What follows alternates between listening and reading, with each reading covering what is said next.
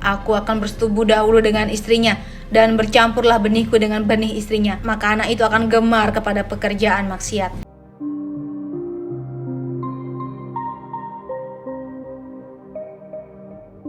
Assalamualaikum warahmatullahi wabarakatuh.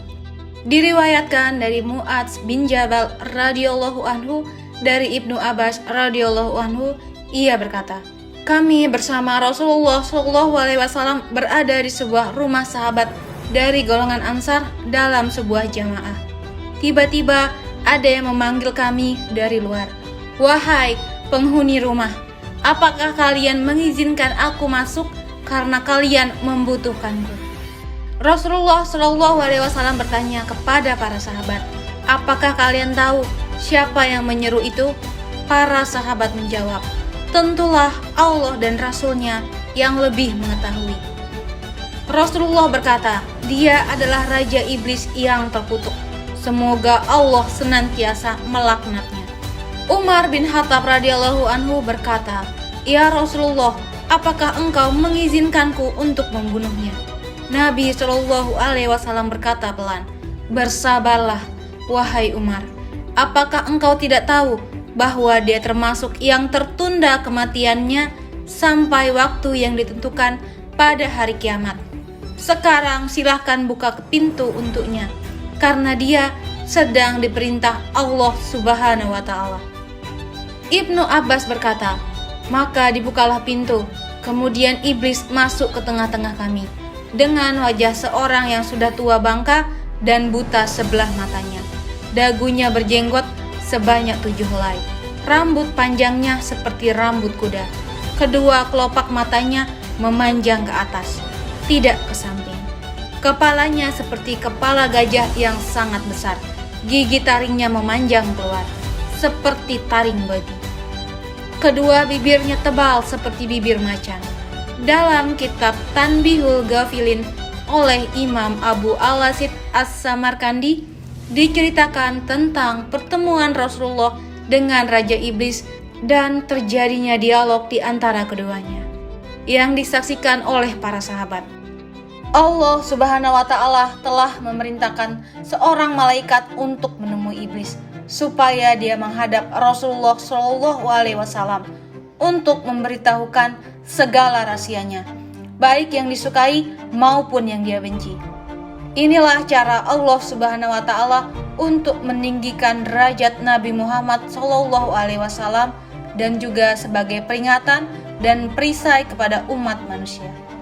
Maka malaikat itu pun berjumpa dengan iblis dan berkata, hai iblis, bahwa Allah yang maha mulia dan maha besar memberi perintah kepadaku untuk memerintahkanmu menghadap Rasulullah SAW. Hendaklah engkau buka segala rahasiamu, dan apapun yang ditanya Rasulullah, hendaklah engkau jawab dengan sebenar-benarnya.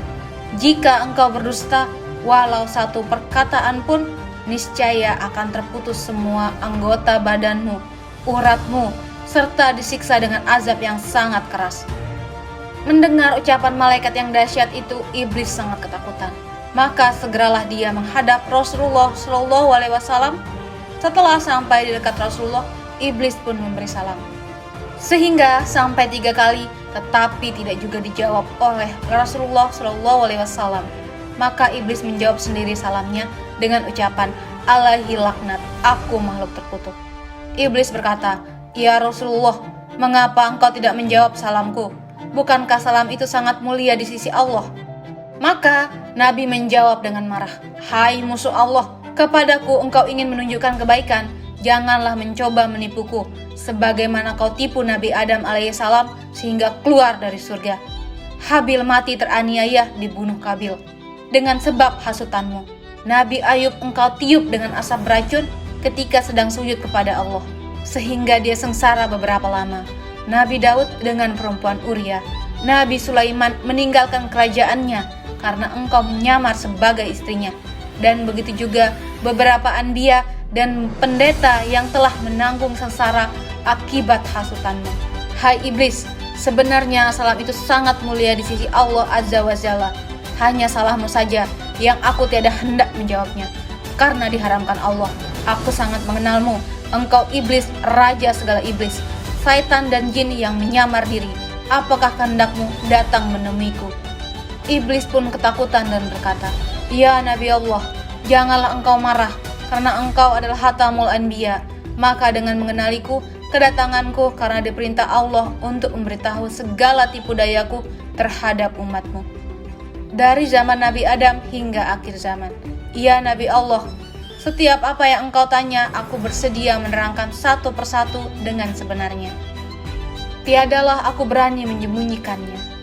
Maka iblis pun bersumpah menyebut nama Allah dan berkata, "Ya Rasulullah, sekiranya aku berdusta sepatah kata pun, niscaya hancur leburlah badanku menjadi abu." Mendengar sumpah iblis itu, Nabi pun tersenyum dan berkata ke dalam hatinya, "Inilah satu peluang untuk mensiasati segala perbuatannya agar didengar oleh sekalian sahabat yang ada di majelis ini dan menjadi perisai kepada seluruh umatku." Rasulullah bertanya, "Hai iblis, siapakah sebesar-besar musuhmu dan bagaimana aku terhadapmu?" Jawab iblis, "Ya Nabi Allah, engkaulah musuhku yang paling besar di antara segala musuhku di muka bumi ini." Maka Nabi pun memandang wajah iblis dan iblis pun menggeletar karena ketakutan. Sambung iblis, "Ya Hatamul Anbiya, adapun aku dapat merubah diriku seperti sekalian manusia, binatang dan lainnya, hingga rupa dan suara tidak berbeda. Kecuali dirimu saja yang tidak dapat aku tiru karena dicegah oleh Allah. Kiranya aku menyerupai dirimu, maka terbakarlah diriku menjadi abu." Rasulullah bertanya lagi, "Hai iblis, bagaimana perbuatanmu kepada makhluk Allah?" Iblis berkata, "Adalah satu kemajuan perempuan yang meregangkan kedua pahanya kepada laki-laki yang bukan suaminya, membuka setengahnya hingga mengeluarkan benih yang salah sifatnya. Aku goda semua manusia supaya meninggalkan sholat, berbuat durhaka, dan aku lalaikan mereka dengan harta benda, emas, perak, permata, rumahnya, tanahnya, ladangnya, supaya hasilnya dibelanjakan ke jalan yang haram. Demikian juga ketika pesta yang bercampur antara lelaki dan perempuan. Di sana aku lepaskan sebesar-besar godaan, supaya hilang peraturan dan meminum arak. Apabila terminum arak itu, maka hilanglah akal, pikiran, dan malunya. Lalu aku ulurkan tali cinta antar keduanya, dan terbukalah beberapa pintu maksiat yang besar. Aku bisikkan perasaan hasad, dengki, hingga kepada pekerjaan zina. Apabila mereka teringat akan salah, mereka lalu hendak bertaubat dan berbuat amal ibadah. Aku rayu mereka supaya mereka tidak melakukannya. Bertambah keras aku goda supaya mereka melakukan maksiat dan mengambil istri orang. Bila kena goda hatinya, datanglah rasa ria, takabur, megah, sombong, dan melengahkan amalnya. Bila pada lidahnya mereka akan gemar berdusta, mencela, dan mengumpat. Demikian aku goda mereka setiap saat." Rasulullah bertanya lagi, "Wahai iblis, mengapa engkau bersusah payah melakukan pekerjaan yang tidak mendatangkan faedah, bahkan menambahkan laknat yang besar, serta siksa yang besar di neraka yang paling bawah? Hai yang dikutuk Allah, siapakah yang menjadikanmu? Siapa yang melanjutkan usiamu? Siapa yang menerangkan matamu? Siapa yang memberi pendengaranmu? Siapa yang memberi kekuatan anggota badanmu?" Iblis menjawab, "Semuanya itu adalah anugerah dari Allah yang maha besar juga. Tetapi hawa nafsu dan takabur membuatku menjadi jahat sebesar-besarnya. Engkau yang lebih tahu bahwa diriku telah beribu-ribu tahun menjadi ketua seluruh malaikat dan pangkatku telah dinaikkan dari satu langit ke satu langit yang tinggi. Kemudian aku tinggal di dunia ini, beribadat bersama sekalian malaikat dalam beberapa waktu lamanya. Tiba-tiba datang firman Allah Subhanahu wa Ta'ala, hendak menjadikan seorang khalifah di dunia ini. Maka aku pun membantah. Lalu Allah menciptakan Adam dan diperintahkan seluruh malaikat memberi hormat kepada Adam, kecuali aku yang ingkar. Oleh karena itu Allah murka kepadaku dan wajahku yang tampan rupawan dan bercahaya itu tertukar menjadi keji dan kelam. Aku merasa sakit hati. Kemudian Allah menjadikan Adam raja di surga dan dikaruniakan seorang permaisuri Siti Hawa yang memerintah seluruh bidadari. Aku bertambah dengki dan dendam kepada mereka. Akhirnya aku berhasil menipu mereka melalui Siti Hawa yang menyuruh Adam memakan buah huldi. Lalu keduanya diusir dari surga ke dunia. Keduanya berpisah beberapa tahun dan kemudian dipertemukan Allah di padang Arafah. sehingga mereka memiliki beberapa orang anak. Kemudian aku hasut anak lelakinya Kabil supaya membunuh saudaranya Habil. Itu pun masih aku tidak puas hati, dan berbagai tipu daya aku lakukan sehingga hari kiamat. Sebelum engkau lahir ke dunia, aku beserta bala tentaraku dengan mudah dapat naik ke langit untuk mencuri segala rahasia, serta tulisan yang menyuruh manusia beribadah, serta balasan pahala dan syurga mereka. Kemudian aku turun ke dunia dan memberitahu manusia yang lain daripada apa yang sebenarnya aku dapatkan dengan berbagai tipu dayaku, hingga mereka tersesat. Tetapi ketika engkau lahir ke dunia ini, maka aku tidak dibenarkan oleh Allah untuk naik ke langit serta mencuri rahasia lagi, karena banyak malaikat yang menjaga di setiap lapisan pintu langit. Jika aku bersikeras juga hendak naik, maka malaikat akan melontarkan anak panah dari api yang menyala. Sudah banyak bala tentaraku yang terkena lontaran malaikat itu dan semuanya terbakar menjadi abu. Maka besarlah kesusahanku dan bala tentaraku untuk menjalankan tugas menghasut. Rasulullah bertanya lagi, "Hai iblis, jika umatku sholat karena Allah, bagaimana keadaanmu?" Iblis berkata, "Inilah sebesar-besar kesusahanku, gemetarlah badanku, lemahlah tulang sendiku." Maka aku kerahkan berpuluh-puluh iblis datang menggoda seorang manusia pada setiap anggota badannya. Segala upaya aku lakukan agar mereka malas sholat, was-was, terlupa bilangan rakaatnya, bimbang pada pekerjaan dunia yang ditinggalkannya, senantiasa hendak cepat selesai sholatnya. Aku juga membuat mereka hilang husuknya. Matanya senantiasa menjeling ke kanan dan ke kiri, telinganya senantiasa mendengar orang bercakap, serta bunyi-bunyi yang lain. Sebagian iblis duduk di belakang badan orang yang sholat itu supaya dia tidak kuasa sujud berlama-lama. Itu semua membawa kepada kurangnya pahala sholat mereka. Jika para iblis itu tidak berhasil menggoda umatmu, maka aku sendiri akan menghukum mereka dengan seberat-beratnya hukuman. Rasulullah bertanya lagi, "Jika umatku membaca Al-Quran karena Allah, bagaimana perasaanmu?" Jawab iblis, "Jika mereka membaca Al-Quran karena Allah, maka terbakarlah tubuhku dan putus segala uratku, lalu aku lari darinya." "Jika umatku mengerjakan haji karena Allah, bagaimana perasaanmu?" Jawab iblis, "Binasalah diriku, gugurlah daging dan tulangku, karena mereka telah mencukupkan rukun Islamnya." "Hai Raja Iblis, jika umatku berpuasa karena Allah, bagaimana keadaanmu?" Jawab iblis, "Ya Rasulullah, inilah bencana yang paling besar bahayanya kepadaku. Apabila masuk awal bulan Ramadan, maka memancarlah cahaya arasi dan kursi. Bahkan seluruh malaikat menyambut dengan sukacita.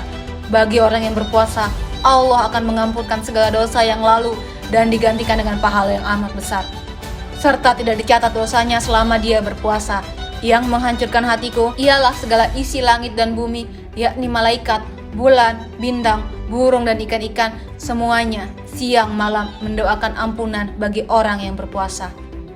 Pada hari umatmu mulai berpuasa dengan perintah Allah, datanglah sekalian malaikat dengan garangnya, menangkapku dan tentaraku, para jin kafir, syaitan dan ifrit. Lalu dipasunglah kaki dan tangan kami dengan besi panas dan dirantai, serta dimasukkan ke dalam bumi yang paling amat dalam. Di sana pula beberapa azab yang lain telah menunggu kami, hingga setelah habis bulan Ramadan, barulah kami dilepaskan. Umatmu telah merasakan ketenangan berpuasa dan bersahur seorang diri di tengah malam tanpa rasa takut dibandingkan bulan biasa." "Hai iblis, bagaimana seluruh sahabatku menurutmu?" Jawab iblis, "Seluruh sahabat adalah sebesar-besar musuhku. Tiada upayaku melawannya, dan tiada satupun tipu dayaku yang dapat masuk kepada mereka. Karena engkau sendiri telah berkata, seluruh sahabatmu adalah seperti bintang di langit. Jika kamu mengikuti mereka, maka kamu akan mendapat petunjuk. Bagaimana tipu daya engkau kepada umatku?" Jawab iblis, "Umatmu ada 3 macam. Yang pertama, seperti hujan dari langit yang menghidupkan segala tumbuhan, yaitu ulama yang memberi nasihat kepada manusia supaya mengerjakan perintah Allah dan meninggalkan larangannya. Seperti kata Jibril alaihissalam, ulama itu adalah pelita dunia dan pelita akhirat. Yang kedua, umatmu seperti tanah, yaitu orang yang sabar, syukur dan ridho dengan karunia Allah, suka beramal soleh, tawakal kepada Allah dan selalu berbuat kebajikan. Yang ketiga, umatmu seperti Fir'aun, terlampau tamak dengan harta dunia, serta dihilangkan amal akhirat. Maka aku pun bersuka cita, lalu masuk ke dalam badannya. Aku putar hatinya ke lautan durhaka, dan aku bisa mengarahkannya kemana saja untuk mengikuti kehendakku. Hai iblis, siapa yang serupa dengan engkau? Tanya Rasulullah. Jawab iblis, orang yang meringankan syariatmu dan membenci orang yang belajar agama Islam. Hai iblis, siapa yang mencahayakan wajahmu? Iblis menjawab, orang yang berdosa, pelaku maksiat, bersumpah bohong, saksi palsu dan pengingkar janji. Hai iblis, apakah rahasia engkau kepada umatku? Iblis menjawab, jika seorang Islam pergi buang air besar serta tidak membaca doa pelindung syaitan, maka aku gosok-gosokkan najisnya sendiri ke badannya tanpa dia sadari. Hai iblis, jika umatku bersatu dengan istrinya, apa yang kau lakukan? Jawab iblis, jika umatmu hendak bersetubuh dengan istrinya serta membaca doa pelindung syaitan, maka larilah aku dari mereka. Jika tidak, aku akan bersetubuh dahulu dengan istrinya dan bercampurlah benihku dengan benih istrinya. Jika menjadi anak, maka anak itu akan gemar kepada pekerjaan maksiat, malas kepada kebaikan, dan menjadi anak yang durhaka. Ini semua karena kealpaan ibu dan bapaknya sendiri. Namun sebaliknya, jika mereka berdoa saat hendak bersetubuh, maka sulitlah bagiku untuk menggoda anak keturunannya. Begitu juga ketika mereka makan tanpa membaca bismillah, maka aku yang dahulu makan daripadanya. Walaupun mereka makan, tiadalah merasa kenyang. Hai iblis, dengan jalan apa dapat menolak tipu dayamu? Jawab iblis, jika dia berbuat dosa, maka dia kembali bertaubat kepada Allah, menangis, menyesal akan perbuatannya. Apabila marah, segeralah mengambil air wudhu, maka padamlah marahnya. Hai iblis, siapakah orang yang paling lebih engkau sukai?